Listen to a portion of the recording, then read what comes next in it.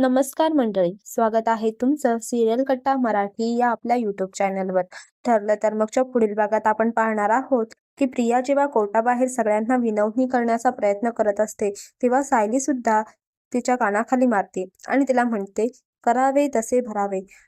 आता 7 वर्ष जेलमध्ये सडायचं प्रिया. आता तुला ना सुभेदार भेटायला येतील ना किल्लेदार. हीच तुझी योग्य शिक्षा. आणि मग संध्याकाळी घरी तन्वीच्या टेन्शनमुळे सगळेच नाराज असतात. पण इथे बघा सगळ्यांचा सायली किती विचार करते.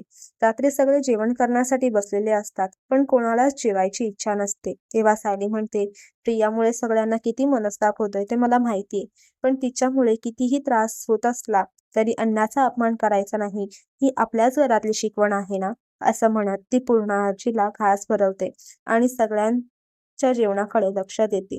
सायली घरच्यांची काळजी करते हे बघून अर्जुनला सुद्धा बरं वाटतं.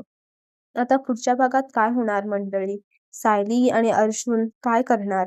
ह्या मालिकेला पुढे काय वळण येणार? हे पाहण्यासाठी आपल्या सिरियल कट्टा मराठी या यूट्यूब चॅनलला आत्ताच सबस्क्राईब करा आणि बेल आयकॉनवरही क्लिक करा. धन्यवाद.